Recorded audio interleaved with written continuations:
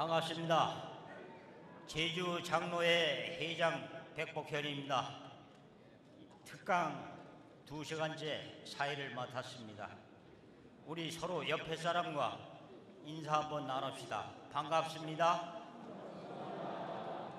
사랑합니다. 축복합니다. 예, 아주 반갑게 인사 잘 하셨습니다. 특강 2시간 여는 기도를 드리겠습니다.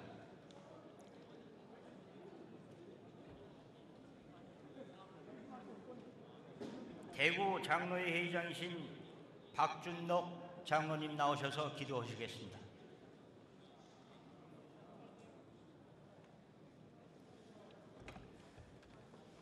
함께 기도드리시겠습니다.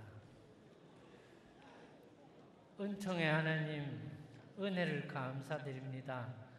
제31회 전국장로대회를 산 좋고 물 맑은 이곳 홍천에서 열게 하시고 은혜롭게 진행되게 하여 주심을 감사드립니다. 일찍이 아버지의 부르심을 힘입어 우리 주님의 일꾼으로 쓰임받게 하시고 섬기는 각 교회에서도 열심을 다하게 하심을 감사드립니다. 저희들의 모든 삶이 항상 주님과 동행하는 삶이 되게 하여 주시옵고 말씀에 순종하는 삶이 되게 하여 주시옵소서. 이번 대회를 통하여 시간마다 주옥같은 말씀으로 은혜의 시간이 되게 하여 주시옵고 재충전의 시간이 되게 하여 주시옵소서. 이 시간 아버지께서 특별히 사랑하시는 최홍준 목사님을 이곳까지 보내주심을 감사드립니다.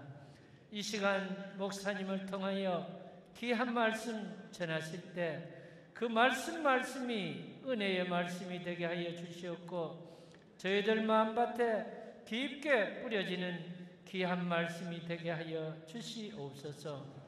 저희들의 모든 삶이 항상 말씀에 순종하는 삶이 되게 하여 주시옵고 먼저 실천하는 주의 일꾼들이 다 되게 하여 주시옵소서. 또한 목사님이 섬기시는 호산나 교회에도 주님의 은총이 늘 함께하여 주시옵소서. 모든 순서를 주님께서 함께하여 주시옵기를 원하올 때에 우리 구주 예수 그리스도의 이름 받들어서 기도드리옵나이다. 아멘.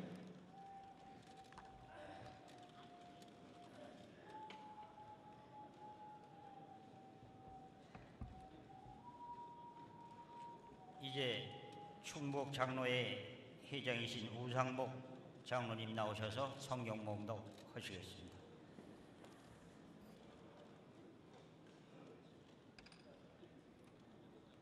하나님의 말씀은 사도행전 20장 29절로 30절까지 봉독하겠습니다. 내가 떠난 후에 사나운 이리가 여러분에게 들어와서 양떼를 아끼지 아니하며 또한 여러분 중에서도 제자들을 끌어 자기를 따르게 하려고 어그러진 말을 하는 사람들이 일어날 줄을 내가 아노라. 아멘. 이제 강의 시간을 위해서 유옥경 집사님, 용인교회 집사님께서 나오셔서 찬양하시겠습니다.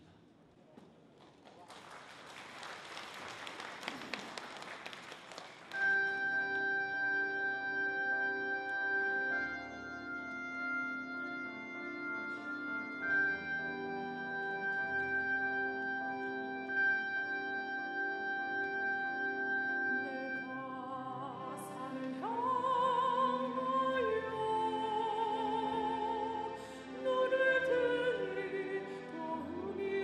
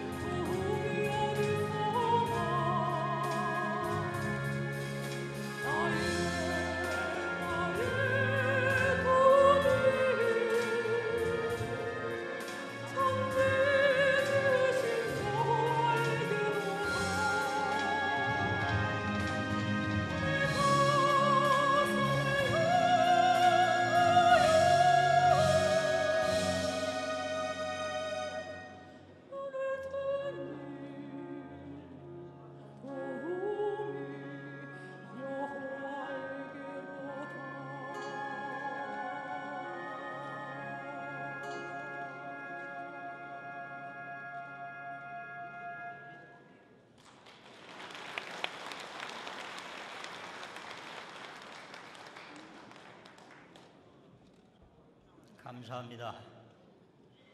은혜 충만하신 줄 믿습니다. 이제 강사 목사님, 최영준 목사님을 모시기 전에 영상으로 목사님의 소개가 있겠습니다. 영상을 봐주십시오. 잠재력은 있지만 정체성이 흔들리고 열정은 있지만 영적 각성이 부족했던 교회. 최영준 목사는 본격적인 제자 훈련과 사랑나는 축제를 통해 잠자는 교회를 흔들어 깨우는 일에 전력을 쏟았다. 그 결과 부하단 성전에서 성도와 주차 공간을 해결할 수 없는 상황에 이르렀고 2002년 호산나 비전센터를 착공하게 되었다. 현재 호산나 교회는 2002년 명지 비전센터에 입당하여 예배의 부흥을 경험하고 있으며 다음 세대를 위한 예배의 중심을 통해 차세대 목회의 부흥이 되고 있다.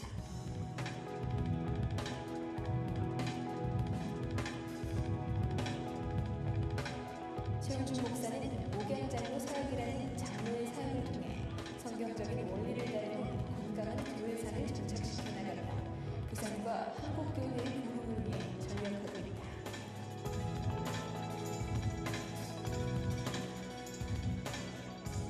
최영준 목사는 동아대를 졸업하고 총회신학대학원을 거쳐 합동신학대학원 대학교에서 신학을 전공했다. 95년 미국 리폼드 신학교에서 제자 훈련이 전통교회에 미치는 영향이라는 논문으로 박사학위를 취득했다. 현재 호산나 교회 원로 목사를 섬기면서 국제 목양 사역원 원장, 호산나 복지재단 이사장, 장애인복지 부디 이사장, 부산 성시와 운동본부장 등의 준칙을 맡고 있다. 저서로는 잠자는 교회를 깨우다, 복음전도, 새가족을 위한 12가지 복음 이야기, 교회에 처음 나오셨다고요. 장로 갈림돌인가 디딤돌인가 드립니다.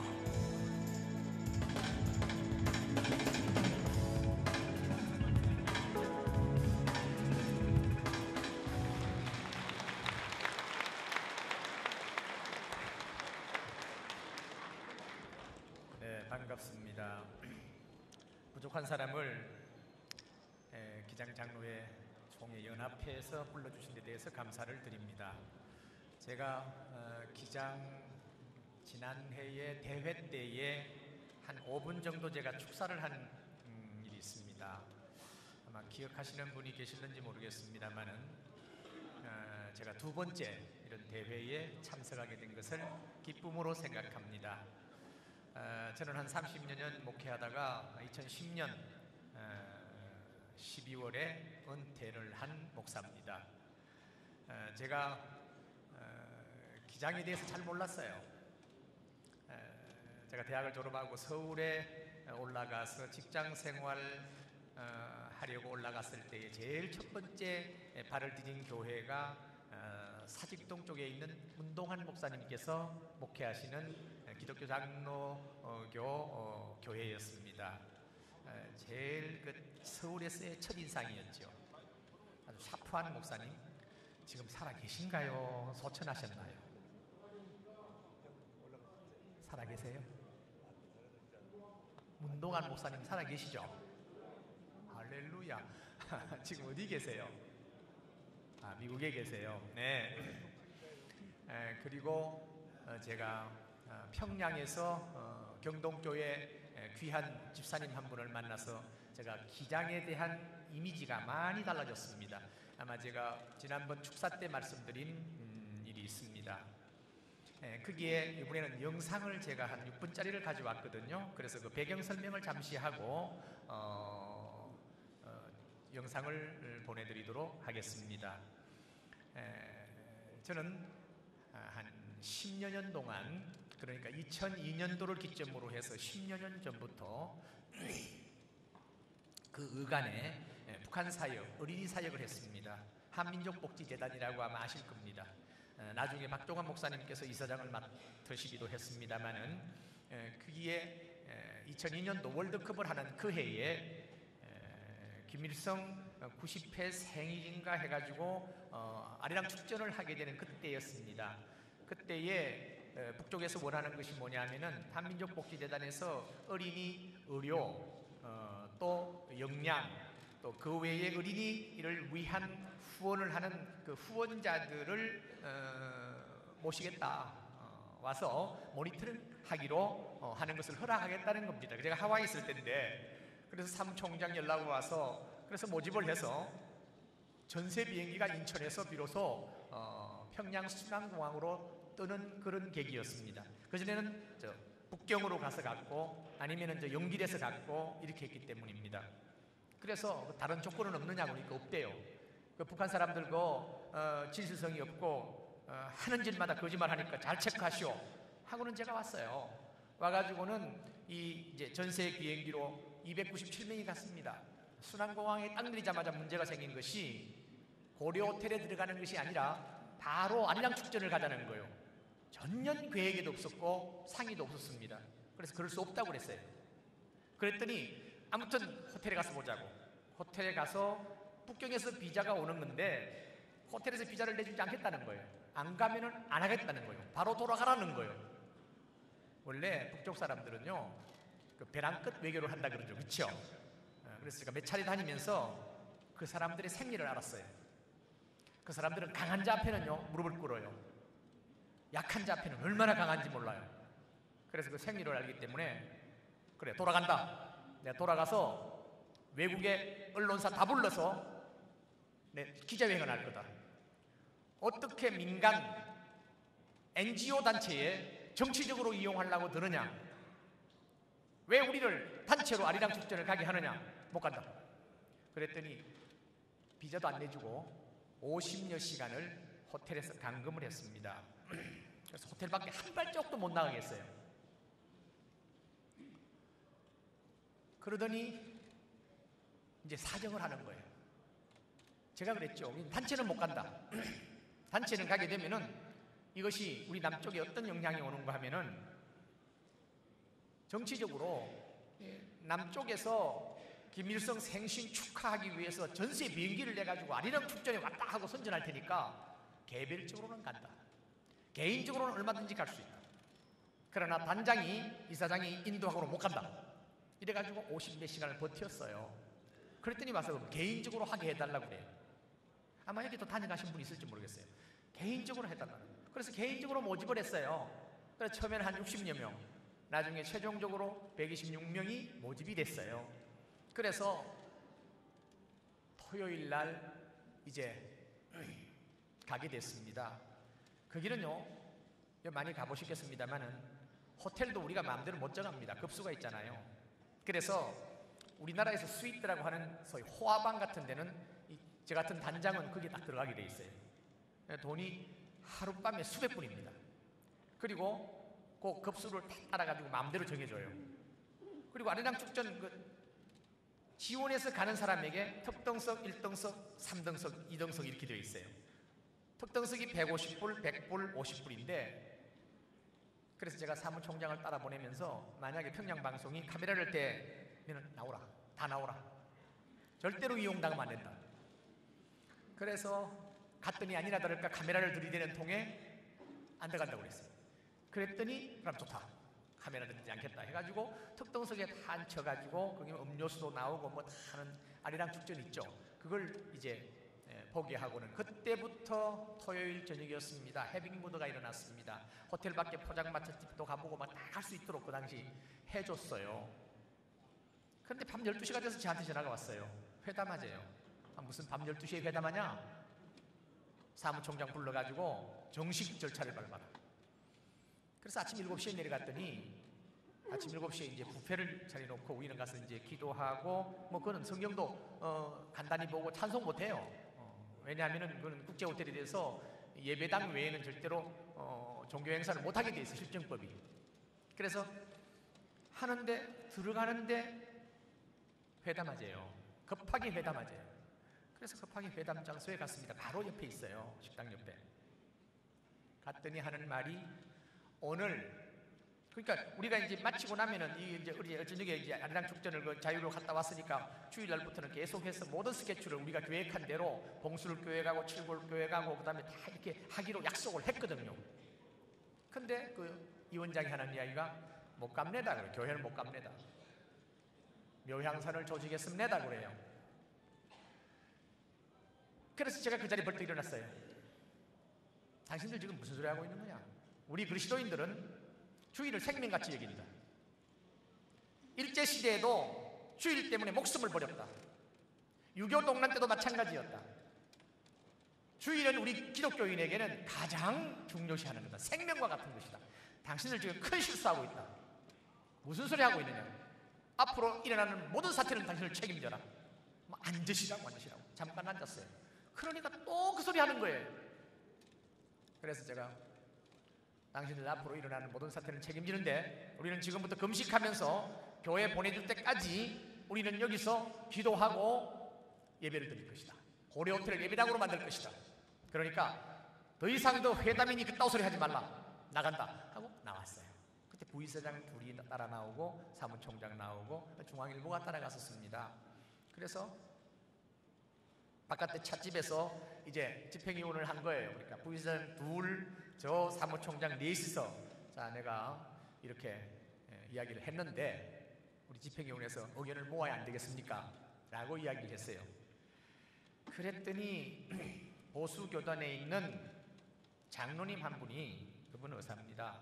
목사님 이거는 심각합니다. 국제적인 정치 문제가 일어납니다. 그러니까 고려하셔야 됩니다. 그런데 경동교회 그때 소속되어 있는 집사님이셨어요.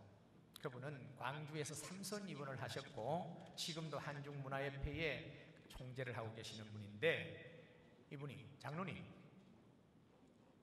이거는 신앙 문제입니다. 정치 위에 신앙 문제가 있습니다. 그러더니 저보고 목사님 계획대로 하십시오. 말씀한 대로 하십시오. 그래서 그분이 경동교회 집사인 줄 제가 알기 때문에 얼마나 제가 놀랐는지 야 기장에 이런 어르신이 있구나. 그러니까 고신의 사무총장은 고신이에요. 그러니까 3대1이죠. 저는 이제 합동계열의 합신입니다. 그때부터 제가 내가 기독교 장로교회를 좀 너무나 리버럴하다고 잘못 봤구나. 이런 분도 계시는구나. 이때는 박수가 나오던데 그때는 보니까.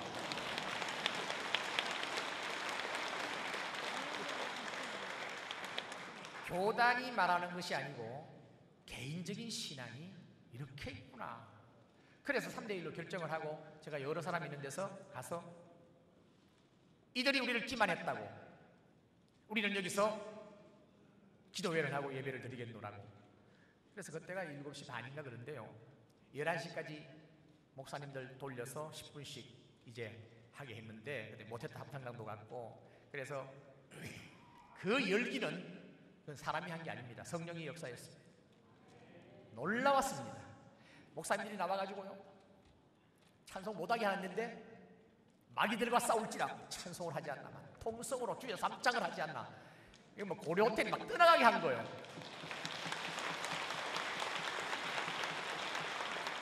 그래서 기장에 대한 제가 이미지가 완전히 달라지면서 그때 축사 때 잠깐 응고했는데 영상이 1시간짜리인데 6분으로 압축한 것이 있습니다. 한번 보시겠습니까? 한번 보십시오. 서울에서 1시간 거리 세상에서 가장 감추어진 도시 이제 눈앞에 보이는 순간이다.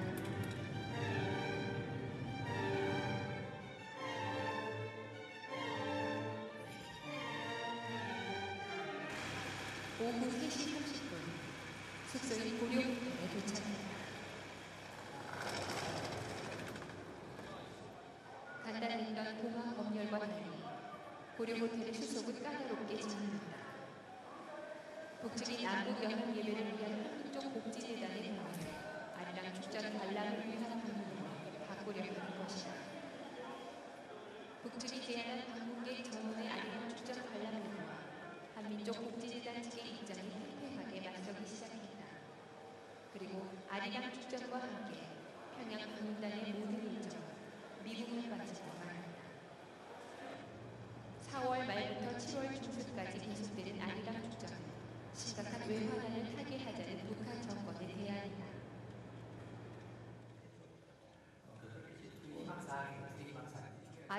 축전 관람에 대한 양측의 의견이 대립되면서 방문단의 모든 일정은 북측에 의해서 일방적으로 취소되었다. 정화장 축전도 조직의 열린 마음을 가지고 참가해주고 그 사람들이 원하는 거니까요. 참가해준다고 해가지고 크게 뭐 이렇게 시되는 부분이 있을까요? 우리 한국제단에서 단체로 참여한다는 뜻이 아닙니다.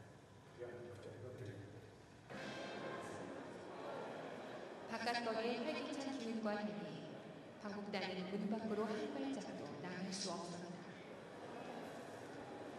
한민족 복지재단과 북측이 합의점을 찾아낸 것은 방북단이 고려 호텔에 감금당한 지 50시간이 흐른 뒤였다. 양측의 최종 합의점은 아리랑 축전의 자율 관람이었다. 북측과 남북 연합 예배가 예정된 16일 아침 고려 호텔 식당은 왠지 모를 긴장감이 감돌았다. 15일 밤 0시 50분 모든 일정을 보장하겠다던 북측이 주일 하루를 요양산 관광을 하며 보내라는 통보를 한 것이다. 우리 기독교인들은 주일 생일날짜입니다. 맞습니까? 그렇게 주일을 몰수할 이유가 되고 있습니다. 이분들이 우리를 이렇게 모독할 때에 우리는 이 호텔에서 하루 종일 기도회를 하기를 원합니다. 거기에 대한 책임을 우리 집회부가 지겠습니다. 우리는 어제 하루 종일 낙태 운동을 하듯이 호텔에서 점검했습니다. 우리는 임대해 왔습니다. 살았습니다. 그러나 예배를 몰수하고 주일을 몰수하는 이런 행위는 목숨을 걸고 우리는 사소한 것입니다. 우리 집회부에서는 여러분들의 동의를 구하기를 원하고 오늘의 일정을 말씀드립니다. 오늘 아침은 공식적으로 금식을 수행하기를 원합니다. 여러분 동참해 주시겠습니까?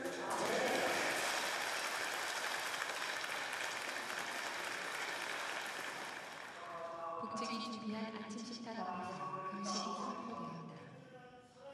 평양시내 한복판에서 목숨을 걸고 시작된 기도회. 기도가 금지되고 예배가 죽어버린 불경당을 하는 기도가 그렇게 평양시내 한복판에 뿌려지기 시작했다. 우리에게 향하신 여호와의 인자하심이 여호와의 계획하심이 그가 크심을 믿습니다. 절대절명의 순간 모든 것을 내맡긴 기도회는 그래서 뜨겁고 감사가 넘쳤다. 예배가 끝나고 고려 호텔이 준비한 아침 식사를 가지고 즉석에서 승차식이 이루어졌다. 우리 모든 형제자매들이 한 떡에 참여합니다. 오 하나님의 분이시여 이 떡에 참여하면서 하나님의 사랑을 재발견하며 하나님의 은혜를 회복하는 축복의 시간이 되게 하여 주시옵소서.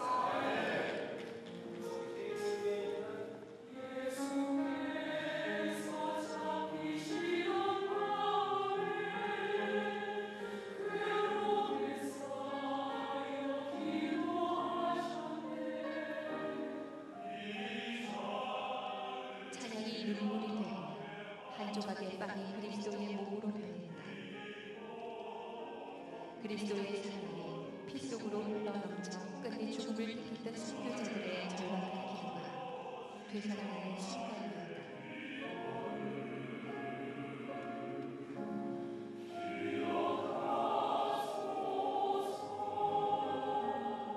또한 우리 성도들이 이 역사적인 고려 호텔에서 드리는 이 성만찬 하나님께서 은혜를 베푸시고 축복해 주시옵소서. 아침 7시부터 시작한 예배는 북측의 간섭 없이 5시간 동안이나 계속되었다. 6월 16일 평양의 반나절을 눈물로 채워버린 고려 호텔에서의 예배. 그것은 북한 땅을 회복시키기 위해서 하나님이 준비하신 기적의 사건이었다.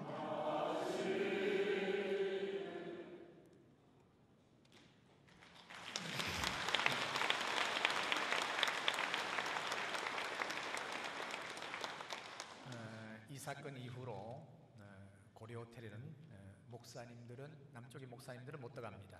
전부가 다 보통강 호텔이라든지 이렇게 들어가게 됐습니다. 광주의 통곡기도회 할 때에 북한의 보위부의 고위청이 저를 만났어요. 탈북한 고위청이 만났는데 저를 보더니 어디서 많이 본 것 같대요. 당신 2002년도 어디 있었느냐고 그랬더니 평양에 있었지요 그래요. 그랬더니 기억한대요. 그 영상을 계속해서 자기들이 모니터링하는 영상을 계속해서 틀면서 이런 상황을 어떻게 그냥 보고만 있었느냐 해서 많은 사람들이 숙청됐어요. 그리고는 제가 3년 동안 북한을 못 들어가게 금지했습니다만 그 후에는 초청을 하더라고요. 오라고. 정림이가 떨어져서 안 갔습니다. 근데 이 사람들은요, 저는 정치 집단이라고 보지 않습니다. 제가 3차례 가보면서 정치 집단 아니다, 김일성 교주 사이비 종교 집단이다 라고 저는 결론을 내렸습니다. 한번 보세요 여러분. 그가 나와서, 지도자가 나와서 뭐 할 때에 수술을 흔들면서 눈물을 흘리면서 소위 광란을 부리는 것은 이단 사이비의 광신도들이나 하는 짓이에요. 그래서 저는 우리 정치하는 사람들에게 만날 때마다 그래요. 정치적으로 접근하지 말고 영적으로 접근해라. 어떻게 하는 겁니까? 기도해야 된다. 기도하면서 저 사람들하고 상대해야 된다. 그 이후에 저희들은 모든 걸 다 빼앗길 줄 알았어요. 촬영한 거라든지 비디오라든지 모든 걸 다 없을 줄 알았어요. 전년 손도 안 대고 순환공항을 출발할 때 모든 자료를 다 가져왔어요. 비행기가 딱 뜨니까 그때서 비로 안심이 되더라고요. 그런데 남쪽이 내려와서 제가 부목사 때는 모르지만은 목회를 그 20년 했었는데 그때는 제가 어떤 실수를 했는가 하면요, 중앙일보에 김영희 대기자가 같이 갔어요. 함께 식사를 하면서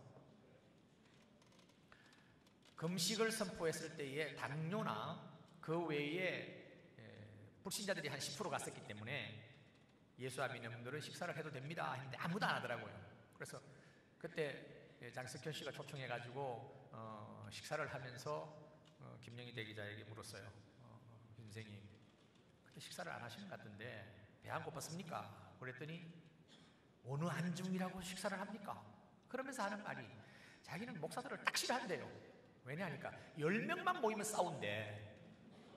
그러니 목사들을 좋아할 택이 없는데 그때 54명이 갔다고 들었는데 목사님들이 54분이 일사불란하게 이사장님 목사님 중심으로 그 어려운 상황에서 아무런 잡음이 없이 그 15시간 반 동안 모든 일정을 계획도 없이 갑자기 하는 것을 진행하는 걸 보고는 생각을 바꿨습니다. 목사님들이 이제는 그렇게 안 좋아하지 않고 좋아할 겁니다. 그래요. 그러시라고. 그러니 문제는 어디서 나왔는가? 예, 감사합니다. 배 안 고팠습니까? 식사를 하시라고 그랬는데 왜 안 하셨습니까? 그랬더니 제가요, 일생 동안 70이 넘은 일생 동안 빵하고 포도주가 그렇게 맛있을 수가 없었습니다. 그래요. 제가 어떤 실수를 했는가 하면은, 우리가 성찬을 할 때는 세례받은 사람만 참여하세요 그러잖아요. 그 말을 남쪽에 내려와서 그 자리에서까지도 잊어버렸어요. 그 소리를 안 한 거예요. 그 소리 안 한 것까지 잊어버린 거예요. 그래서 제가 큰일 났다. 그러니까 왜 또 그래요? 그 앙은 그냥 앙이 아니고 포도주는 그냥 포도주가 아니요. 그는 앙은 예수님의 살을 상징하고 포도주는 예수님의 피를 상징하는데 그걸 지금 세례도 안 받고 예수도 안 믿으면서 그거 자식단 말이 하니까 먹었대요. 누이뚱그래가지고 큰일 났다. 이제 어떡하면 좋니? 그러니까 옆에 있는 장로님하고 웨분들이 예수 믿어야 삽니다 이러는 거예요. 그런 에피소드도 있었습니다. 제가 이런 다른 소리를 해도 강의는요, 제 시간에 절대로 끝내는 사람입니다. 그러니까 걱정하지 마십시오. 저한테 주어진 시간 내로 끝냅니다. 그리고 제가 부탁을 했어요. 정시에 시작해달라고 부탁을 했어요. 왜냐하면 우리는 언약의 백성입니다. 아멘입니까? 약속의 백성이에요. 그러니까 예수 믿는 사람들은 약속을 지켜야 해요. 돈 빌렸으면 준다 했으면 줘야 돼요. 언약의 백성은 약속 지키는 사람이에요. 여호와, 무슨 말입니까? 언약의 하나님이라는 말씀이에요. 그 자녀들은 아버지를 닮아서 약속을 잘 지켜야 돼요. 그 중에서 시간도 잘 지켜야 하는 줄 믿습니다. 그래서 제가 오늘 지난번에는 기장에 대한 이미지가 달라진 부분을 이야기했습니다만은 그걸 이제 영상으로 제가 좀 보여드려야 되겠다는 그런 생각을 했어요. 다시 불렀기 때문에. 제가 그전에도 그런 이야기를 했지요. 7, 80년대 아주 어려울 때에 보수적인 교단은 부흥을 많이 했습니다. 그러나 진보적인 교단 부흥은 고사하고 고난 많이 받았습니다. 그래서 저희들이 국내에서는 몰랐어요. 밖에 나가니까 한국 기독교가 살아있대요. 뭘 보고 살아있냐 하니까 민주화 운동을 성공적으로 했대요. 제가 얼굴이 화끈거렸습니다. 왜냐하면 민주화 운동에 하나도 보탬이 되지 못한 보수교단 목사였기 때문입니다. 그래서 기장에 우리 귀한 믿음의 동지들 덕택에 제가 밖에 가서 얼굴을 낼 수 있었다, 그 말씀이에요.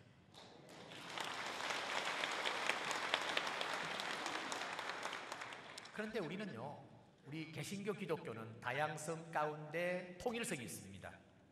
그래서 우리는 서로의 공동체에 장단점이 다 있잖아요. 온전한 교단 있나요? 온전한 교단 있나요? 한국 기독교 장로교가 온전한 교단인가요?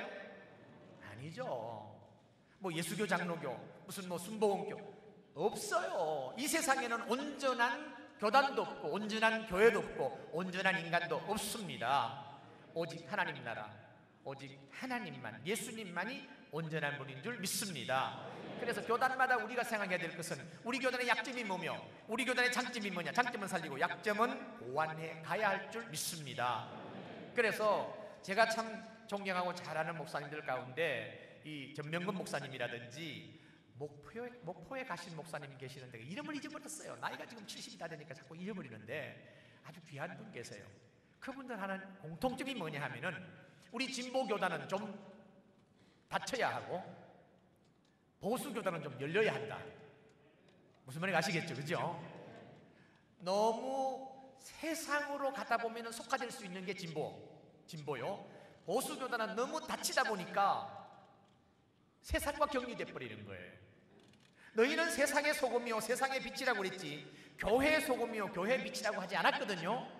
이런 부분에서는 우리 진보교단인 한국 기독교 장로교회에 많이 배워야 한다고 저는 생각하는 사람입니다. 그리고 여러분들은 개인 구원에 관심을 깊이 가져야 한다고 봅니다. 때를 얻든지 못 얻든지 복음을 전하는 이런 개인 구원, 이 복음 전하는 데에 여러분들이 성령의 기름 부음을 받기를 원합니다. 우리는 사회에 대해서 깊은 관심을 가지고 세상의 소금과 세상의 빛의 사명에 열린 마음을 가져야 하고 그러므로 말미암아 균형을 이루는 기독교. 그래서 개신교가 욕을 먹고 손가락질 받는데 우리 모든 기독교의 교단들이 한마음이 되고 하나가 되어서 세상을 변화시키는 하나님의 역군들, 자녀들, 그리스도의 제자들이 되기를 바랍니다. 2차 대전 후에 말이죠, 120개국이 신생국가가 태어났어요. 신생국가가 태어났는데 그 신생국가들 120국가들 가운데에 대한민국만큼 경제성장과 대한민국만큼 민주화된 나라는 없습니다. 이것이 하나님의 은혜 아니고 무엇이겠습니까, 여러분? 이런 부분에서 이런 전통을 우리가 후세들에게 계승해야 될 줄 믿습니다. 여기에서 가장 중요한 위치에 있는 사람들이 목사와 장로예요. 그래서 제가 은퇴하고 난 후에 목사와 장로의 본질 찾자 하고는 국제목양사역원을 만들어서 지금 끊임없이 사역하고 있습니다. 하나님께서는 목사와 장로에게 주신 고유한 권한도 있습니다만 거기에 아주 중요한 책임이 있다는 사실입니다. 이것이 본질입니다. 한마디로 말하면 양떼를 돌보고 양떼를 치는 것입니다. 자, 요한복음 10장 11절로 15절을 우리 함께 읽기를 원합니다. 다 같이요. 나는 선한 목자라. 선한 목자는 양들을 위하여 목숨을 버리거니와 싹구는 목자가 아니요 양도 제 양이 아니라 이리가 오는 것을 보면 양을 버리고 달아나나니 이리가 양을 물어가고 또 해치느니라. 달아나는 것은 그가 싹군인 까닭에 양을 돌보지 아니함이라. 나는 선한 목자라. 나는 내 양을 알고 양도 나를 아는 것이 아버지께서 나를 아시고 내가 아버지를 아는 것 같이 나는 양을 위하여 목숨을 버리노라. 예수님 말씀입니다. 예수님 당신께서 나는 선한 목자라고 하면서 선한 목자와 악한 목자를 딱 구분하셨어요. 선한 목자는 어떻겠습니까? 양들을 치고 돌보는데 양들을 위해서 목숨을 버리는 것이고, 위험이 오면 도망가는 자는 싹군이라는 거지요. 그러니까 예수님이 왜 이런 말씀을 제자들 앞에 했을까요? 너희들도 나와 같이 선한 목자가 되어라, 이거 아니겠습니까? 그래서 양을 치는 목자에게는 세 가지 중요한 책임이 있습니다. 그것이 뭐냐면은 양들을 배부르게 먹이고 목마르지 않도록 마시게 하고, 그리고는 일이라든지 맹수들에게 공격당해서 희생당하지 않도록 하고, 또한 위생적으로 곤충이라든지 이런 해충에 병들지 않게 하는 것입니다. 이 세 가지입니다. 이것이 목자의 사명이에요. 그런데 그 양과 목자의 관계는 양이 목자를 알고 목자가 양을 한다는 거예요. 이 부분에서 저 이스라엘의 베두인들이나 중동의 베두인들 목자들한테 가보면요, 그걸 확연히 알 수가 있어요. 우물이 있잖아요. 우물에 많은 목자들이 양을 데리고 와요. 그러면 양이 다 섞여버려요. 다 섞여버려요. 저거 어떻게 찾아가느냐? 참 묘해요. 목자가 특별히 하는 신호가 있어요. A라는 목자가 물을 다 먹고 목자들하고 대화를 하다가 나는 먼저 가네 하고 인사하고 가면서 삐리리 피리 하나 불면요, 다 따라가요. 양들이 다 따라가요. 이쪽에서는 또로로 하는 소리가 들리면 그 따라가요. 다 따라가요. 목자의 소리를 듣고 양들은 다 따라가게 돼 있어요. 그러니까 목자가 양을 알고 양이 목자를 안다는 거예요. 양이 더욱더 목자를 잘 안다는 거예요. 왜 그렇습니까? 양들을 위해서 그들은 먹이주고 마시게 하고, 이리에게서 보호하고 사자에게서 보호해주고, 그리고 코파리가 그 코를 통해서 들어가서 뇌를 상하게 하고 병들게 하는 것을 기름을 발라주고 아껴주고 하니까, 한 마리가 없으면 그 양을 찾기 위해서 아쉬움을 찾고 찾아 나서는 그런 희생적인 목자의 사랑이 있기 때문에 양들이 아는 거예요. 그 목자가 누굽니까? 바로 목사와 장로입니다.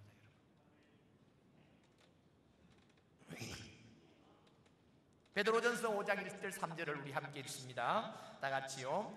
너희 중에 장로들에게 권하노니 나는 함께 장로된 자요 그리스도의 고난의 증인이요 나타날 영광에 참여할 자니라. 너희 중에 있는 하나님의 양무리를 치되 억지로 하지 말고 하나님의 뜻을 따라 자원함으로 하며 더러운 일을 위하여 하지 말고 기꺼이 하며 맞춘 자들에게 주장하는 자세를 하지 말고 양무리의 본이 되라.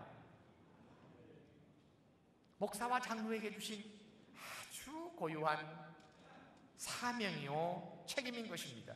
여기에서 우리가 기억할 것은 뭐냐 하면은 양무리의 본이 되라는 거예요. 성도들이 누구를 보고 따라갑니까? 목사를 보고 따라가는 것보다는 장로 보고 따라가는 게 많습니다. 왜냐하면 목사는 어떤 면에서 성직자예요. 그래서 세상을 이렇게 살아야 합니다. 탈세하지 말고 이거 하지 말고 이거 하지 말고 살아야 합니다 하면은요, 속으로 뭐라고 하는 건, 목사님은 우리 세계를 몰라요. 세상이 어떤 세상인데 그렇게 살다 보면은 다 망하고 맙니다. 그런 생각. 제자 훈련할 때 그러더라고요. 네, 그런 생각을 했습니다. 그래요. 그런데 장로님들이 나도 한때는 그런 생각을 하면서 했소이다. 그런데 하나님께서 나에게 은혜를 주시고 난 후에 하나님이 원하는 대로 내가 했더니 이렇게 하나님께서 은혜를 주시고 축복을 했소이다 하고 간증을 하니까 눈이 번쩍 떠이는 거예요. 왜? 동질감이 있으니까.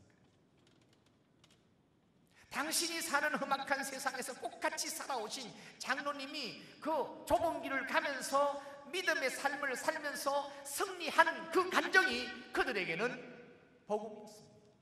목사보다 훨씬 더 영향력이 있더라고요.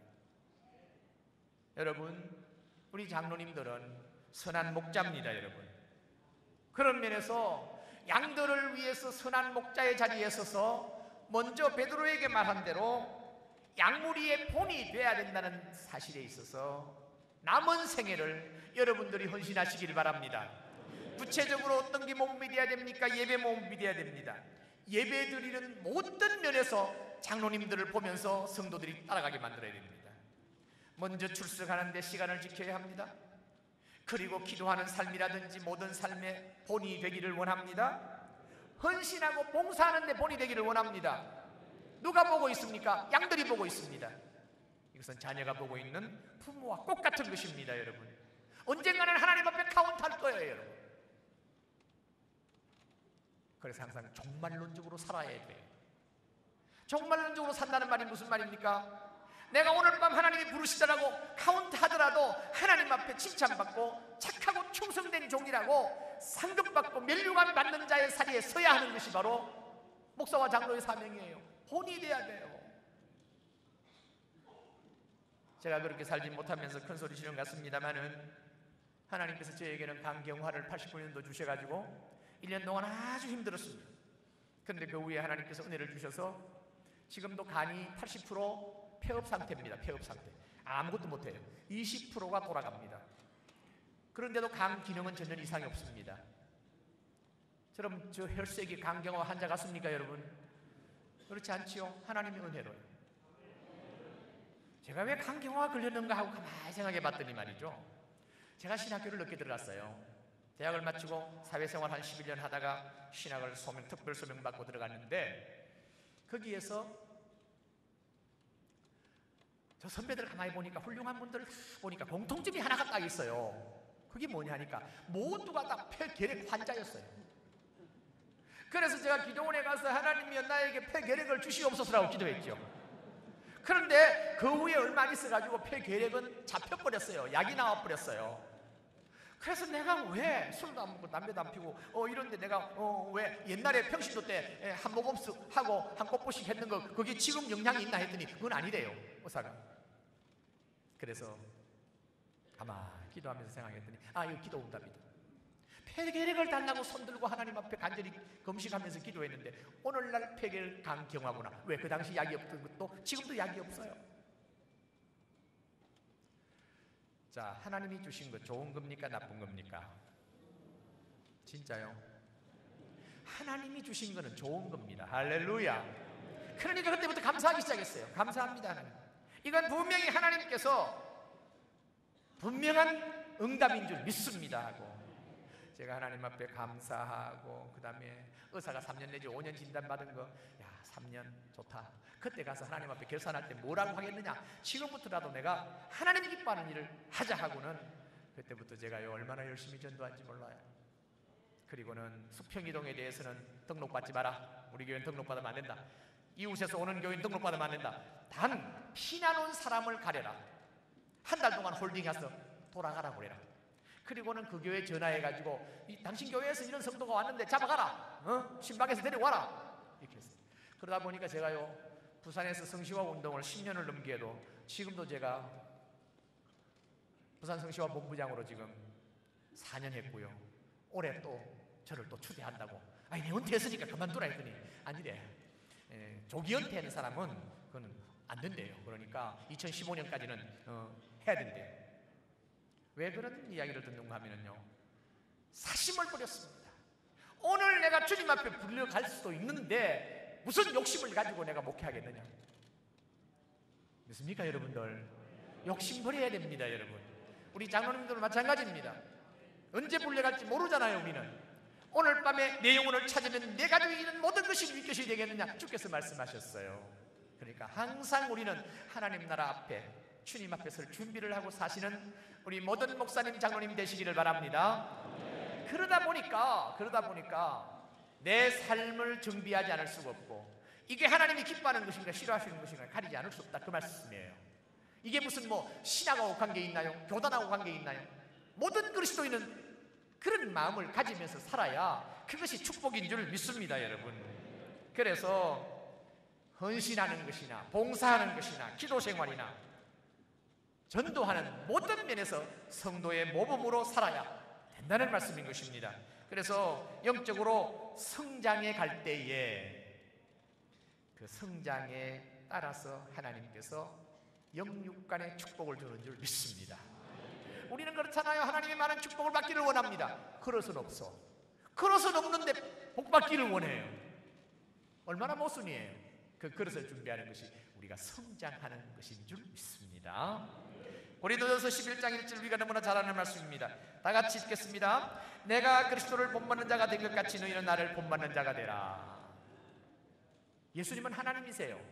뭘 보면 당신이에요. 근데 바울은 우리와 똑같은 인성을 가진 사람이에요. 그분이 하는 이야기입니다. 내가 그리스도를 본받는 자 된 것 같이 너희는 나를 본받아라. 참 굉장한 그 담대한 말씀이죠, 그죠? 그러나 성령을 통해서 하시는 말씀이기 때문에 우리는 바울을 연구하지 않을 수가 없는 것입니다. 그래서 빌립보서 4장 9절도 똑같은 말씀이에요. 다 같이요. 너희는 내게 배우고 받고 듣고 본 바를 행하라. 다 같이요. 그리하면 평강의 하나님이 너희와 함께 계시리라. 할렐루야. 평강의 하나님이 우리와 함께 계신다면 두려울 것이 하나도 없는 거예요. 세상 두렵지 않습니다. 질병 두렵지 않습니다, 여러분. 누구도 두렵지 않습니다.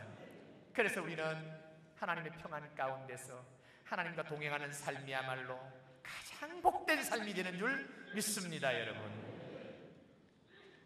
그런데 이 양을 돌보는 이 부분에서 언제부터 하나님께서 이 양을 돌보게 하셨느냐고 역사를 거슬러 가 보면은요, 구약 때부터예요. 자, 민수기 11장 16절로 17절 우리 큰 소리로 함께 읽기를 원합니다. 예수께서 모세에게 이르시되 이스라엘 노인 중에 내가 알기로 백성의 장로와 지도자가 될 만한 자 70명을 모아 내게 데리고 와 회막에 이르러 거기서 너와 함께 서게 하라. 내가 강림하여 거기서 너와 말하고 내게 이 말령을 그들에게도 임하게 하리니 그들이 너와 함께 백성의 짐을 담당하고 너 혼자 담당하지 아니하리라. 이스라엘의 지도자로 세운 모세에게 협력하는 장로님들을 세웠습니다. 그리고 모세에게 줬던 똑같은 성령의 기름 부음, 성령의 능력을 허락해 주셔서 백성을 함께 돌보라. 이때부터 하나님께서 하나님의 교회에 주신 장로 제도라고 볼 수가 있습니다. 그래서 초대교회 때 예수님께서 제자들에게 주셨던 그 사명이 제자들이 교회를 세우면서 장로를 세워서 그들과 함께 했던 것, 맥을 같이 하는 것을 볼 수가 있습니다. 여기 보면은 오늘 읽은 본문 말씀입니다. 사도행전 20장 28절로 30절 말씀을 같이 읽습니다. 여러분은 자기를 위하여 또는 온 양떼를 위하여 삼가라. 성령이 그들 가운데 여러분을 감독자로 삼고 하나님이 자기 피로 사신 교회를 보살피게 하셨느니라. 내가 떠난 후에 사나운 이리가 여러분에게 들어와서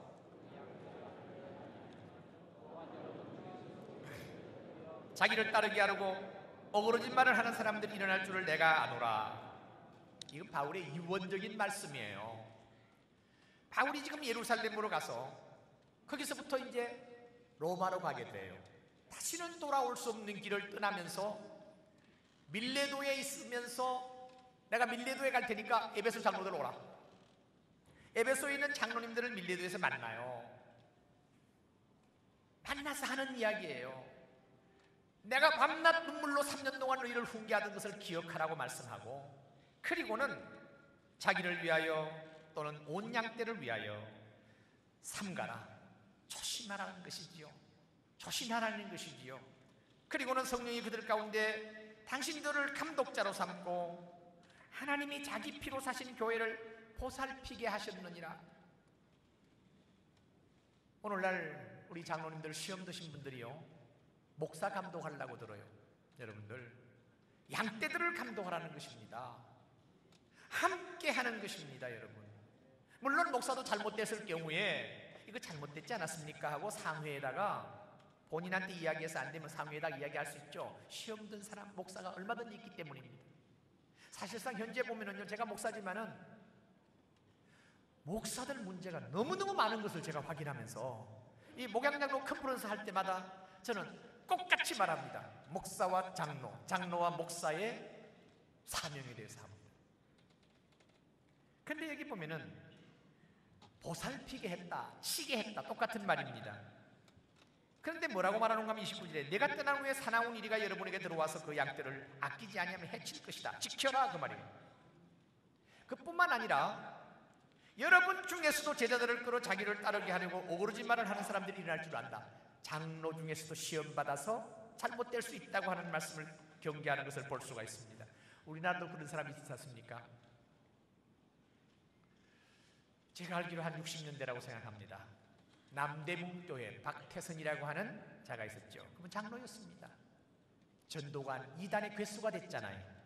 아시죠 다들? 처음에 장로는 은혜 있는 장로였고, 그래서 아주 성도들에게 인기가 있었습니다. 그런데 나중에 시험에 들어서 이단의 영이 사탄의 영이 들어가다 보니까 예수님을 따르게 하지 아니하고 하나님을 따르게 하지 아니하고 자기를 따르게 해서 이단의 괴수가 된 경우가 있습니다.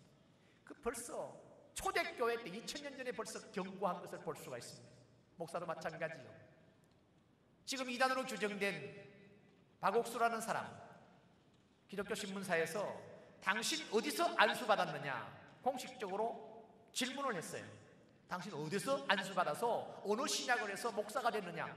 답이 없어요. 신천지, 이만희 또 어디서 목사 받았느냐? 어떻게 목사 소리를 듣고 하고 있느냐? 없어요. 이런 목사들도 똑같습니다. 자기를 따르게 하는 것이죠. 제가 부산 성시와 본부장이면서 이단 신천지를 향한 전쟁 선포를 하고 전쟁 사령관에 추대됐습니다. 제가요 전쟁 사령관입니다. 그래서 그 이단 신천지에게 당한 그 가족들을 제가 모셨어요. 한 25가정을 모시고 이야기를 들었더니 너무 눈물겨운 거예요. 어느 날 사랑하는 딸을 대학교 보냈습니다. 주일학교에서 잘 자랐던 아이인데 대학을 보냈어요. 대학을 보냈는데 소문 들리기를 1년이 지났는데 신천지에 빠졌다, 신천지 빠졌다 소리가 들리는 거예요.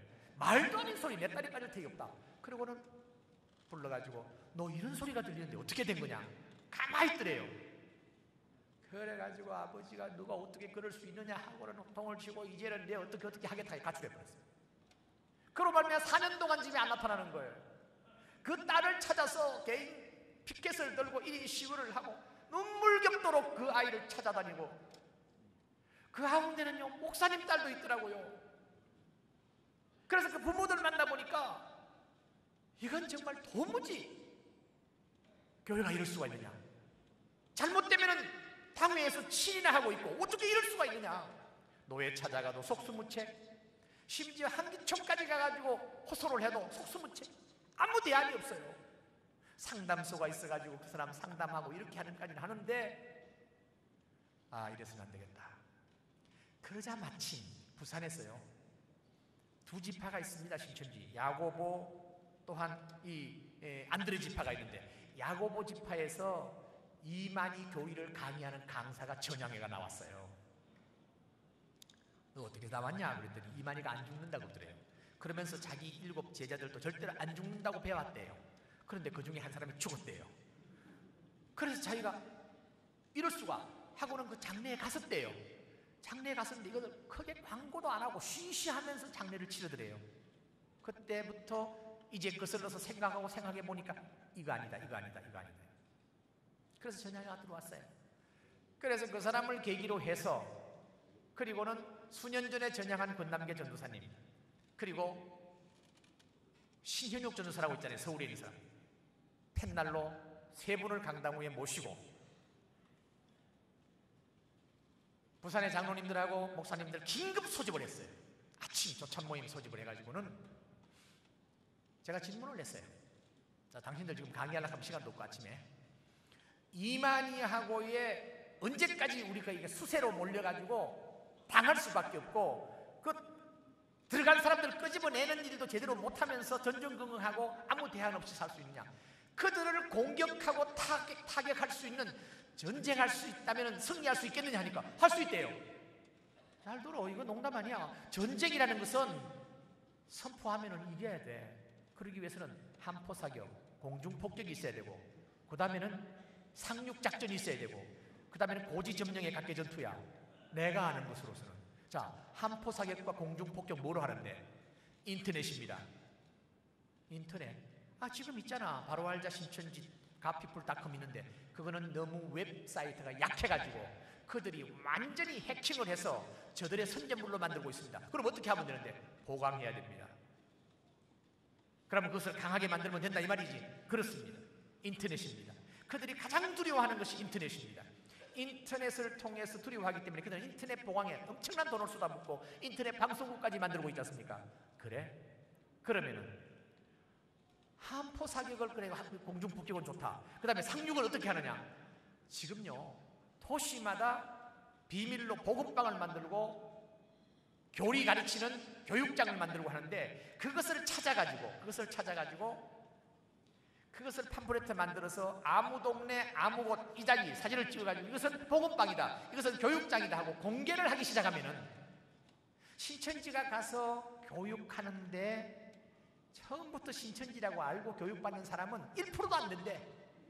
99%가 신천지라고 생각도 안 하고 가서 성경 공부하다가 세뇌돼가지고 알 때는 나오지를 못한대요. 그러니까 초창기에 한 6개월 코스라면 3개월까지는 신천지라는 걸 알면은 다시 나와버린대. 그러니까 그 사진을 전부 공개해서 교회마다 돌리고 갖다 붙이고 하고 그 다음에는 거기에서 1인 시위를 하면은 더 효과적이라는 거예요. 부산에 한 50가정이 됩니다. 피해 가정이. 그 사람들과 함께 해서 전쟁 사령부를 성시와 본부 사무실과 별도로 해가지고 지금 만들어 놓고 거기에 권남계 전도사라고 이분이 거기서 나온 사람입니다. 이분은 목회를 한 신천지 교인 목회를 거의 한 700명 정도 목회를 한 분입니다. 그분이 나와 교육장을 하다가 나왔는데 신윤욱 전도사하고 같은 급수입니다. 이분이 강의 끝내주거든요. 그리고 이분이 지금 그 신천지 교리 이 가리키는 거 보통 아니에요. 문제가. 그 다음에 교회에서 할 수 있는 일이 뭐냐? 신천지가 어떻게 비유풀이를 하고 어떻게 교리를 가르치는가 엉터리 방터리인데도 그게 넘어가니까 어떡할 것입니까? 예를 들어서 요한계시록에 밀, 보리, 석대 무슨 5대 이름이 나옵니다. 그러면 그것이 바로 이만이고 그것이 바로 이 교육장이고 7 보좌고 이렇게 가르친대요. 요한계시록을 강의하고 설교할 때는 자, 정당한 것은 바로 이건데 신천지 이만희는 이렇게 가르친다. 그 말만 해도 안 빠져들어간다는 거예요. 그리고 보혜사라고 그러잖아. 이만희가 보혜사. 그런데 제자들에게는 성령이라고 말씀했고 이만희는 진리의 성령이래요. 그러니까 다르다는 거야. 그러니까 그런 소리를 들은 사람은 자, 이만희는 똑같은 성령이나 진리의 성령이나 똑같은데 이만희는 자기가 진리의 성령이라고 말한다. 그러면 신천지다. 그러면 안 빠지는 거 아닙니까? 그것을 공개하자. 그것을 교회마다 가르치잖아요.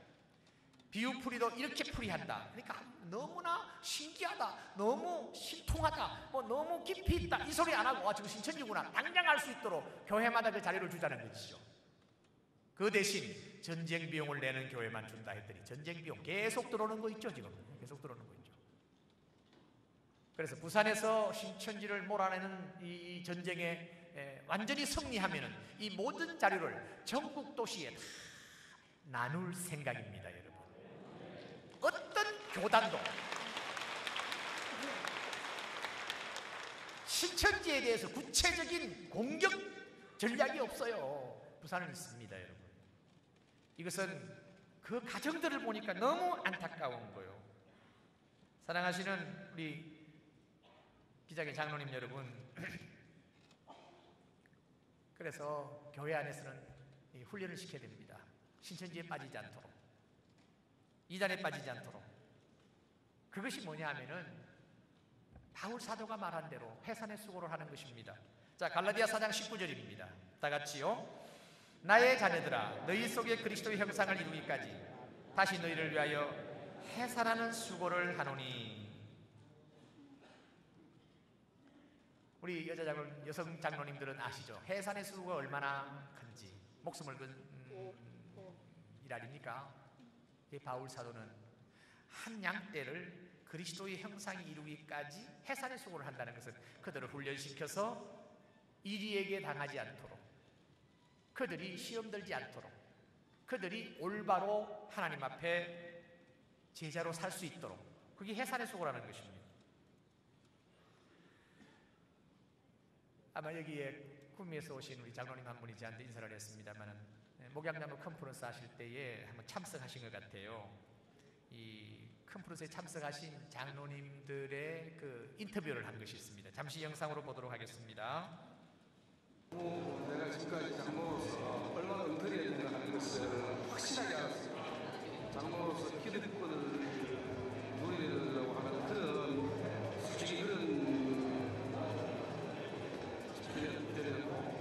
것을 줄겠다고 할까요? 그랬는데 정말 장로는 그런 식으로 해서 장로를 지금부터 시작해야 되겠다는 그런 생각이 들었어요. 지금까지 장로 생활을 잘못했구나 그런 생각도 좀 들기도 하고 지금부터 좀 다시 좀 잘 해야 되겠다는 그런 생각이 드네요. 이제 장로 생활을 하면서 이제 본질을 잊어버리고 일에만 이 부장에 대해서 해내왔던 것 같은데 본질을 말씀해 주셔서 충격적이고 정말 오해를 많이 받았습니다.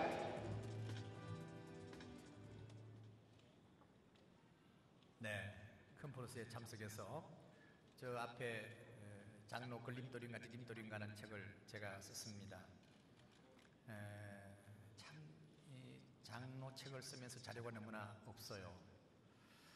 제가 제자훈련 지도자 세미나에 강사로 쭉 하면서 고옥하는 목사님과 갈 때마다 같이 식사를 하면서 대화를 하면서 장로님들을 목양할 때에 장로님도 행복하고 성도들도 장로님을 따르고 너무 좋습니다. 그랬더니 당신께서 시큰둥해요. 왜냐하니까 뭐 순장하면 되지 뭘 그러냐고. 제가 그랬어요. 장로님도 순장, 집사도 순장, 다 순장인데 바꿔놓고 생각해서 장로님들이 속이 차겠습니까? 목사님 군대 가보셨잖아요. 이 분대장은 사병이 합니다. 하사관급이나 사병이 분대장을 합니다. 그러나 장교는 분대장 하지 않습니다. 소대장 이상이 장교입니다. 똑같이 속으로 멸명만 맡기는 그와 같은 시스템은 내가 볼 때 멀리 못 갑니다. 왜냐하니까 제가 한 교회에서 지금 24년 목회를 했는데 10년 정도 장로님들이 순장, 소그룹을 하다가 한 15년쯤 되니까 나버려요. 그거 어떻게 강요합니까? 그래서 교구를 맡기는 거죠. 순장을 한 15명 되지 20명을 맡기는 거예요. 그랬더니 장로님들이 그 순장들의 그 멘토가 돼주시고요. 순장이 빠졌을 때 순장도 해주시고요. 그리고는 성도들을 돌아보는데 너무너무 놀라운 거예요. 목사의 심령을 순장할 때보다도 더 잘 알게 된 것이고 서로 동질감으로 통하는 거예요. 그래서 말씀드렸습니다만 늘 시큰둥했어요. 그러다가 책이 나온 2009년도에 국제제자훈련에서 원고를 받았었나 봐요. 그때는 병이 드셔가지고 어디 나가시도 못하시고 한가하니까 책을 다 읽었나 봐요. 원고를. 제가 미국에 있는데 전화가 왔어요. 그 책 나 다 읽었다. 괜찮더라. 내가 추천서 써줄게. 그 책의 추천서는 써달라고 그래서 쓴 게 아니고 당신이 자원해서 써주신 마지막 유작입니다. 저는 어떤 면에서 제가 그동안에 책을 몇 권 썼습니다만은 이 책만큼 신경 쓴 일이 없습니다. 왜냐하니까 목사가 장로 문제를 손댄다는 것은 굉장히 조심스러운 거예요. 그래서 혹시 신학적으로나 현실적으로 모든 면에서 책 잡힐 게 없는가 해가지고 제가 5번을 검토하고 풀레에 있는 제 후배 목사한테 한번 검토해달라. 그리고 한국에 나와가지고 제 동기인 조직 신학 교수인 김모 교수에게 좀 검토해달라. 그래가지고 토탈 제가 5번 검토하고 7번 검토하고 나온 책이기 때문에 아직 그 책이 나온 지가 지금 3년이 넘었습니다만은 한 분도 저한테 컴플레인 한 일이 없습니다. 한 분은 있었어요. 제목을 보더니 장로 걸림돌인가 디딤돌인가 목사 걸림돌인가 디딤돌인가 내 책 하나 쓸까? 이런 분 하나 있었어요. 쓰세요. 그랬습니다만은 여러분 우리가 역사를 알 때에 이 초대교회의 장로님 제도는 진짜 선한 목자의 자리에 섰어요. 그래서 그 장로상들이 예수님의 제자 아닙니까? 요한 사도가 차명을 당한 일은 없는 것 같고 맘모섬에서 유배되어서 소천한 걸로 알고 있습니다만 그 외에는 전부가 순교당했잖아요. 목숨을 던진 선한 목자의 자리에 섰습니다. 그 따라서 많은 속사도들도 그렇게 순교했습니다.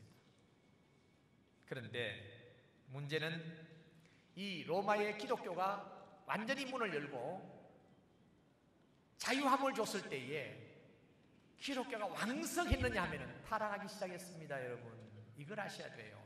박해와 비박이 있을 때는 기독교가 정말 기독교답게 나오는데 널어놓고 풀어놓고 그 다음에 막 이건 막 자유함을 주면 그때부터 타락하는 거 있죠. 그래서 그때부터 교회 안에 두 계급이 생겼습니다. 사제 계급과 평신도 계급이 딱 생겼습니다. 그래서 사제는 절대적이었습니다. 그때부터 장로가 완전히 무력화된 것이죠. 평신도와 신전을 구분하는 것이 1500년이나 되었는데 키프리안 때에 소위 장로의 제도는 존재가 없는 초토화되고 말았습니다. 엄청난 잠재력을 가진 장로님들, 평신도들을 완전히 깊이 잠들게 만들었고 무력화시키기 시작했습니다. 그러나 지금부터 500년 전 1500년이 지난 후에 종교개혁을 통해서 비로소 평신도들의 지도자 장로 제도가 살아나기 시작했습니다. 그러나 이게 또 세월이 가다 보니까 500년이 지나서 2000년이 넘어오다 보니까 여기 또 문제가 생기기 시작했습니다. 그래서 이제 사제들, 장로들 니나 내나 똑같지 않느냐, 여기서부터 영적 질서가 무너지기 시작한 것입니다. 그래서 보면 세상에 보면요, 여러분들 잘 아시다시피 개척교회를 해서 교회를 일으킨 곳에는 목사가 제왕이에요. 그리고 아주 기성 전통 교회에 부임해서 제 같은 경우에 그 교회에 부임해 놓으면은 장로님들한테 이루 말할 수 없이 시집을 살아요. 이게 우리 한국 교회의 패턴이에요. 둘 다 바람직하지 못합니다. 정상적인 교회는 그럴 수가 없어요. 정상적인 교회는 교회 안의 목사와 장로는 영적인 부모예요. 아멘입니까 여러분? 그런데 제가 지금 기독교 장로교회 지금 두 번째 오면서 제가 지금 부산 성시와의 많은 교회를 보고 주위의 많은 교회를 듣는데 기독교 장로 교단에 속한 교회의 분쟁을 제가 기억이 없어요. 그 지역이 시끄럽도록 분쟁이 일어나서 뭐 재판하고 하나도 기억이 없어요. 진짜예요. 기억이 없어요. 여러분 있습니까? 그런 교회 분쟁이 있습니까? 여러분 교단도? 그렇죠? 없죠? 근데 우리 보수 교단은 너무 많아. 목사 장로가 마치 소싸움 하듯이 서로 뿔을 갖다 대고 싸우는 게 너무 많아요. 이게 과연 옳은가? 그래서 분열되고 교단도 분열되고 교회도 분열되고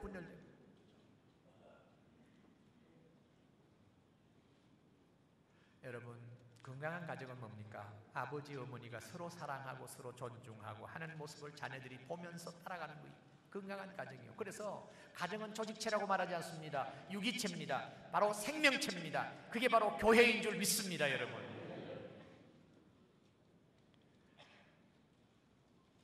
대부분 장로님들이 그 장로의 직무 가운데 10%도 안 되는 행정에 목숨을 걸고 있어요. 이게 문제라는 거예요. 제가 제천에 있는 모 교회에 컨퍼런스를 하면서 이장렬 장로님이라는 분이 계세요. 그분의 영상을 잠시 한번 보겠습니다. 우리가 신앙생활할 때 예수님을 나의 구주와 주님을 영접해서 내가 예수님의 제자로서 예수님 닮아가고 또 예수님 하신 일하고 이제 그렇게 해서 그 성도를 돌보고 다른 사람 전도하고 이제 그런 게 사실 장로가 많이 있어요. 근데 이 가만히 보면 장로가 하는 일이 어떤 그런 교인들을 돌보고 제자의 일을 하는 게 아니라 교회도 결국은 행정적인 일을 하잖아요. 행정적인 일.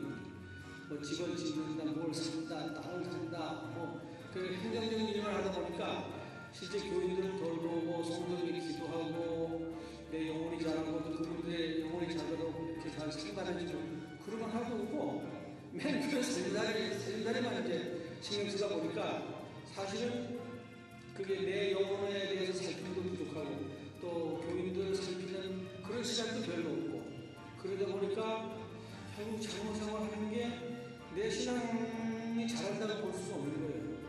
그러니까 도리어 이 마음을 보호해주고 더 메말라주고 또 회의는 자주 말아주니까 더 신경은 곤두세워주고 그러다 보니까 정말로 내가 예수님을 영접해서 예수님 따라가고 예수님 인격을 닮고 그분의 말씀을 나중에 전하고 뭐 그런 건 전혀 없거든요. 근데 이제 그런 고민 때문에 사실 목양장로에 참석하게 됐고 하고 보니까 이 목양장로 세미나가 장로님들의 고민을 정말로 잘 해결해 주셔서 너무너무 좋은 세미나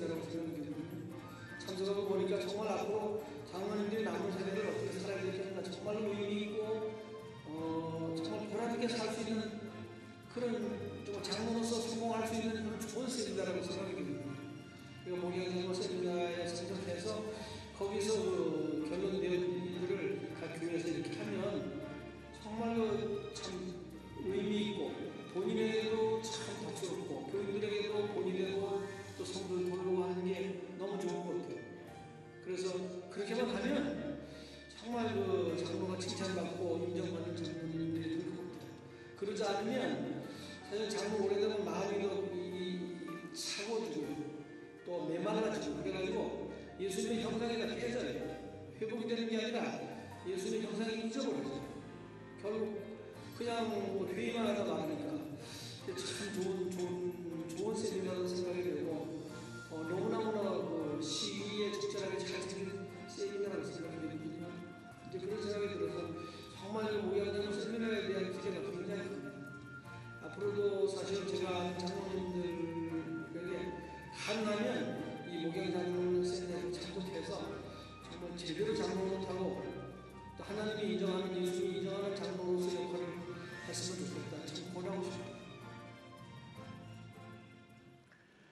제가 평신도들과 더불어 인터뷰를 해보면요, 장로님에 대한 이미지가 어땠느냐 물어보면요, 거의 90%가 좋은 이미지를 가진 사람이 없더라고요.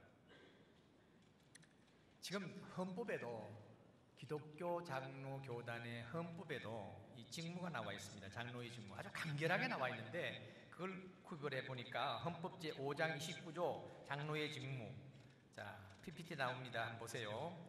장로는 교회의 택함을 받은 교인의 대표로서 목사와 함께 치리회원이 되어 첫째, 교회의 행정과 권정을 관리하며, 그 다음에 두 번째 보니까 교회의 영적 사항을 살핀다. 목양 아닙니까? 또 교인 중 고난당하는 자를 방문하여 그리스도의 말씀을 위로하고, 이것도 역시 목양이죠.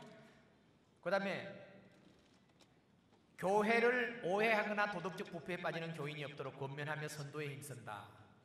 아주 수준 높은 교단이 되다 보니까 이렇게 잔소리가 적어요. 간단해 보니까. 그런데 우리 합심 같은 경우에 보실래요?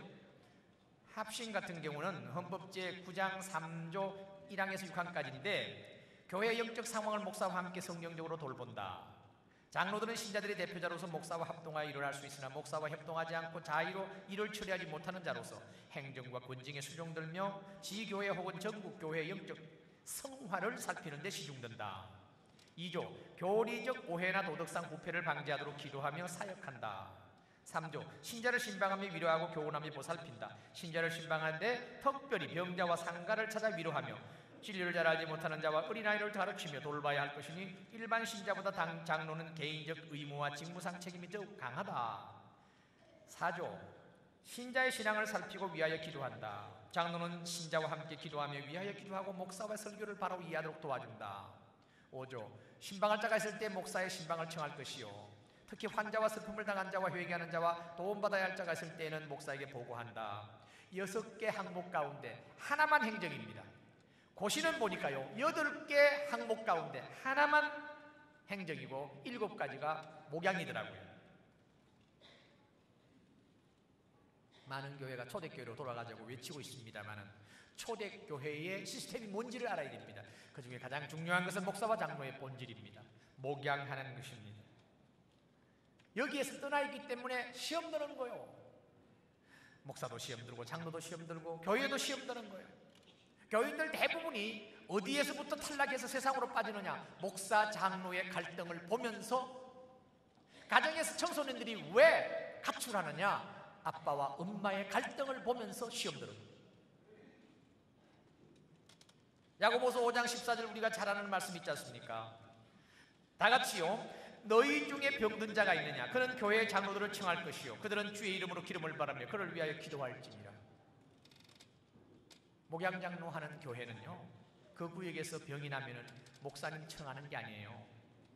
장로님을 청해요. 그래서 그 교회 스텝진과 장로님하고 긴밀한 관계를 가지고 있습니다. 그래서 매일매일 메일로, 문자로, 카톡으로 장로님에게 보고합니다. 이런 성도가 있는데 이런 어려운 일이 있습니다. 기도해 주십시오. 신방해 주십시오.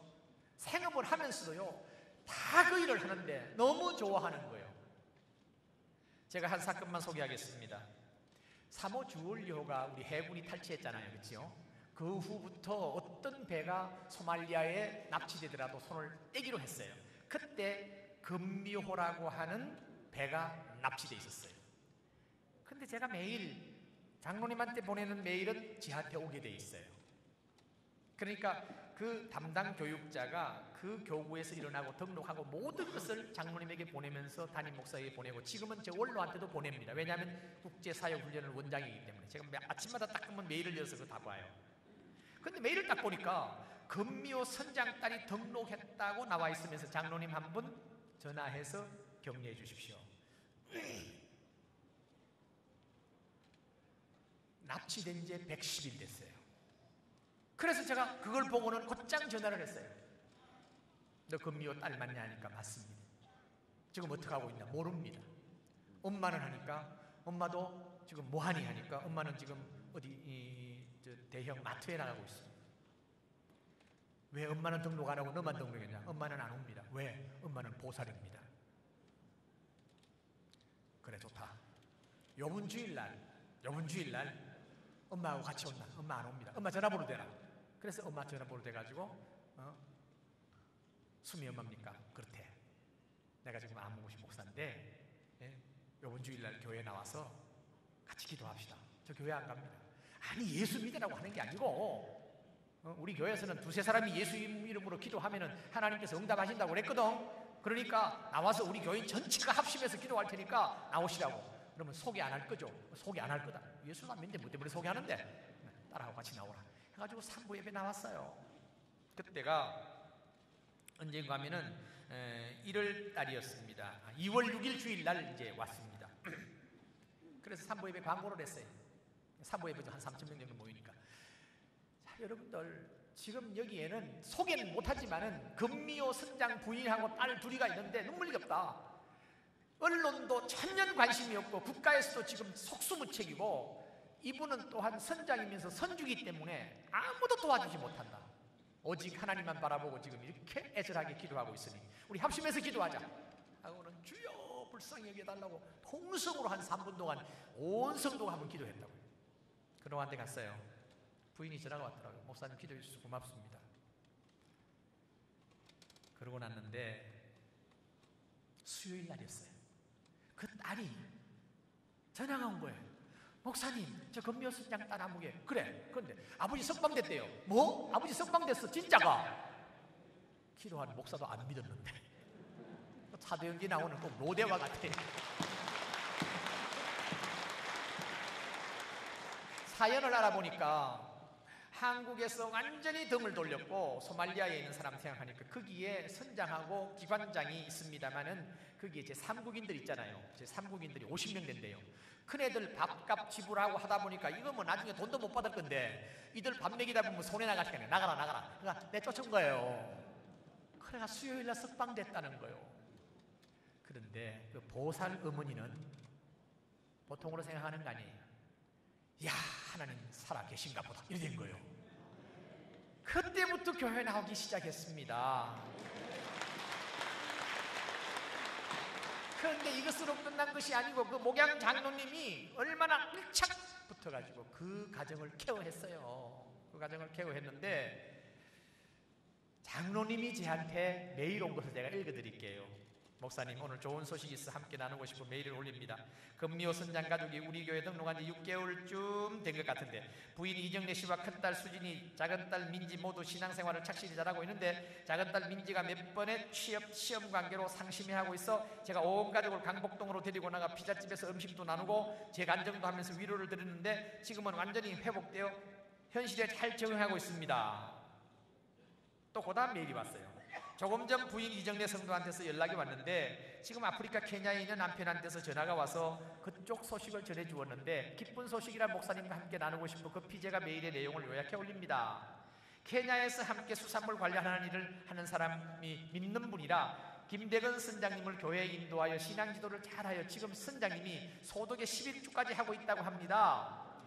그리고 많은 노동력이 필요하고 납치 위험이 있는 직접 의료 작업은 이제는 중단하고 소말리아 어민들이 직접 잡은 고기를 현장에서 바로 사서 이웃나라로 수출하는 라인을 개척하여 예전보다 훨씬 좋은 조건에서 사업을 하게 되었다고 합니다. 쉽게 설명하면 소말리아이라는 현재 해적들로 인하여 어선들이 의료 작업을 할 수 없기 때문에 물고기들이 버글버글한데 그 지역 사람들이 잡은 것을 바로 구매하여 중개 수출하는 방법인데, 배 위에는 무장한 소말리아 안전요원과 함께 성선시켜 안전도 확보한 상태에서 일을 하기 때문에 이전보다 훨씬 안전하고 쉽다고 합니다. 이 모든 사실이 성도님의 기도와 목사님의 기도 열매이고 저의 목양 사역의 열매라 생각하니 감사하고 가슴이 뿌듯합니다.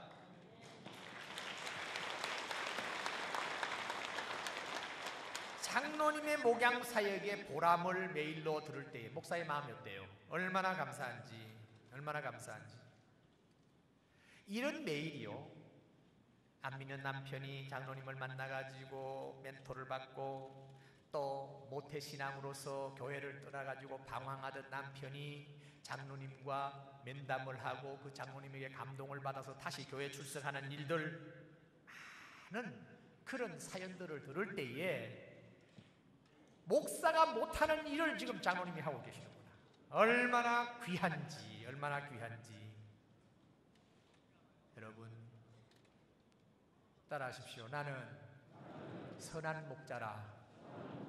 그렇습니다. 여러분, 선한 목자가 되어서 남은 생에 하나님 앞에서 착하고 충성된 종이라고 칭찬받으면서 하늘의 축복과 이 땅의 축복의 주인공이 되시기를 주의 이름으로 축원합니다.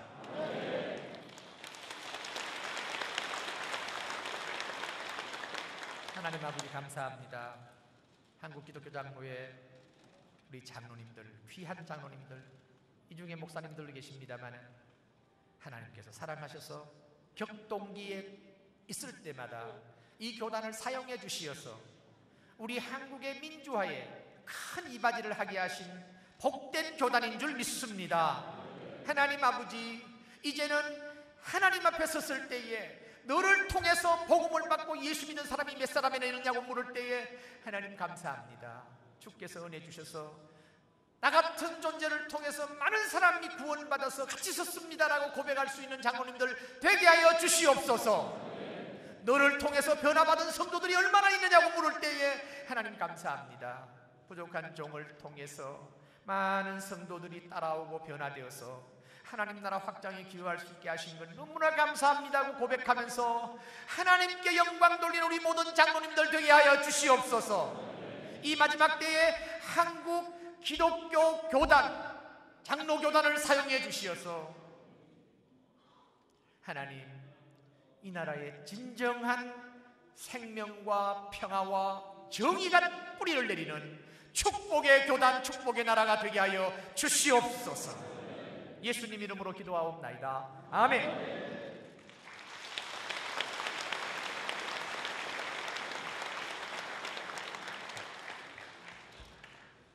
은혜 받으신 대로 감사의 박수 다시 한번 보내주십시오.